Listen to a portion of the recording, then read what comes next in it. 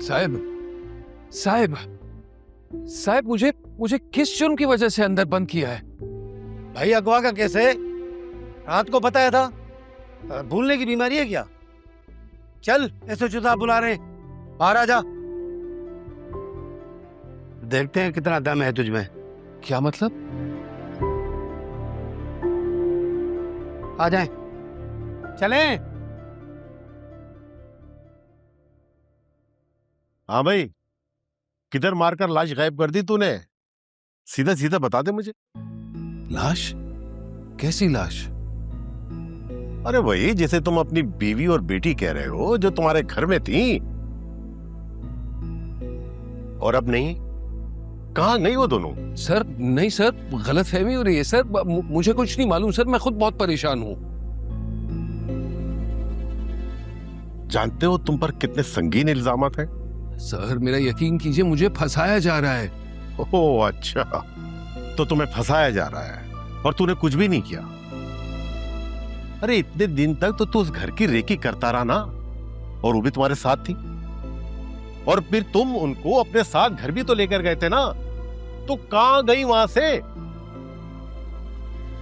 Sir sir शायद वो मेरी बीवी ने गुस्से में कुछ कह दिया। तुम्हारी बीवी को गुस्सा आ गया और वो नाराज होकर चली गई,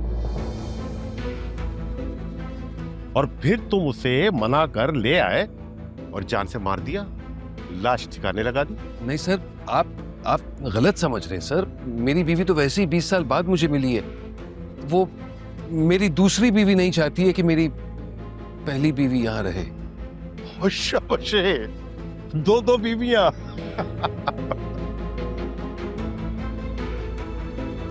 20 साल बाद तुम्हारी बीवी तुम्हारे घर आई, तुम्हारे पास अपना हक मांगा होगा और तुमने उसे जान से मार दिया। नहीं सर, मैं क्यों किसी की जान लूंगा सर? न जाने वो लोग कहाँ होंगे। सर मैं आपकी मदद मांगने आया हूँ और आप मुझ पर ही चढ़ रहे हैं। बंद करो अपनी बकवास।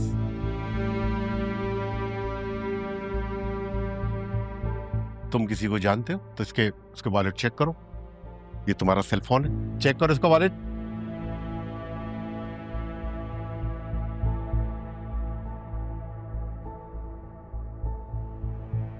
सर ये कार्ड है।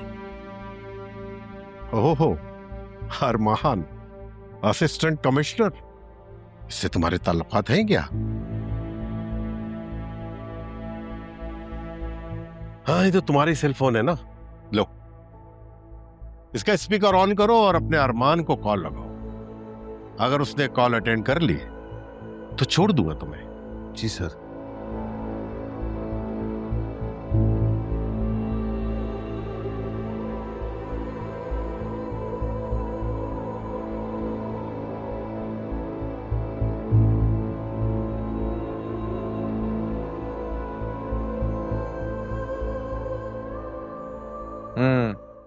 फाइल्स मैंने एनालाइज कर ली हैं। मज़ीद अगर डिटेल्स हैं तो वो मुझे भेज देना। सही है।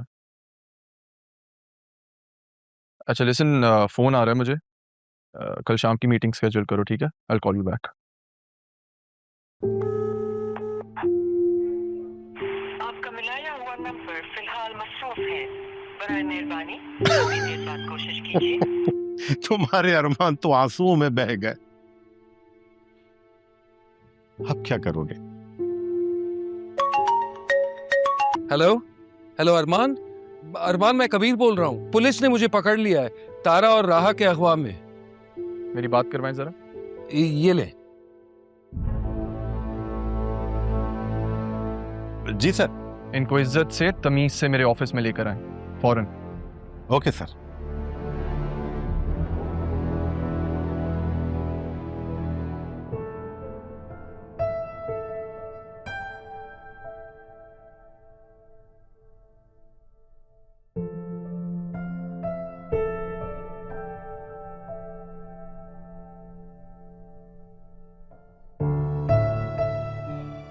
किन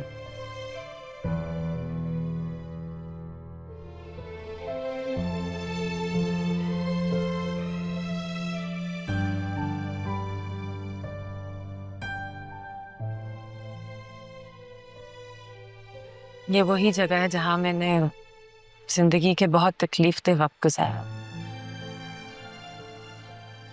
अकेले ही रोया करती थी, तुम्हारी खुशियों के लिए ढेर सारी दुआएं मांगा करती थी। साथ बैठते रोएंगे, हो सकता है तकलीफें थोड़ी कम हो जाए।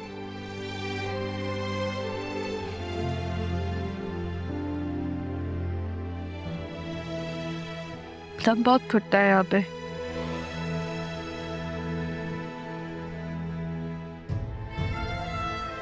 पता नहीं कितनी और जिंदगी गुजारनी पड़े।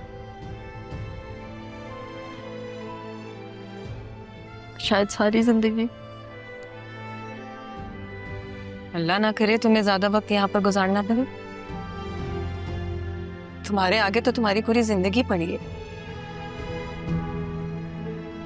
जीने के लिए, हंसने के लिए।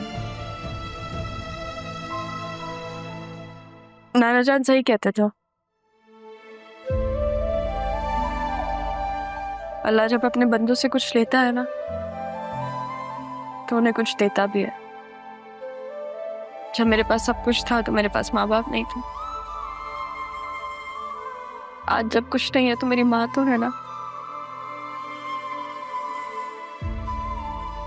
तुम्हारा ये हौसला देखकर मैं फिर से जी उठती हूँ। पापा ने तुम्हें मुश्किलों का सामना करने के साथ साथ ख्वाब देखने का ढंग भी सिखाया है। ये क्रेडिट तो जाता है नाना जान को। थैंक यू बोलना उन्हें। थैंक यू पापा। अल्लाह आपको जन्नत में ऊंचा मकाम दे। अम्मी मैं आपको ज्यादा देर यहाँ रहने नहीं दूंगी। बस तुम्हारी शादी हो जाए, फिर तुम अपने घर में खुश, मैं अपने घर में खुश। अपना घर? क्या मतलब आप अपने शौहर के पास वापस चली जाएंगी? अम्मी वो औरत मामी से भी 2 हाथ आ गया। आपको क्या लगता है वो आपको सुकून से रहने देंगी? अपना घर सिर्फ शौहर का घर नहीं, कब्र भी अपना घर होता है। तो या फिर उस कब्र में जो आपके बराबर वाली कब्र होगी वो भी बुक करवा लेंगे। अब आप जहाँ जाएंगी मैं आपके साथ ही जाऊंगी। तुम्हारी माँ ने इतने दुख इसलिए नहीं झेले, खबरदार जो आइंदा मरने की बात की, समझी? हाँ तो आप भी मत किया करें फिर। अच्छा बाबा नहीं कब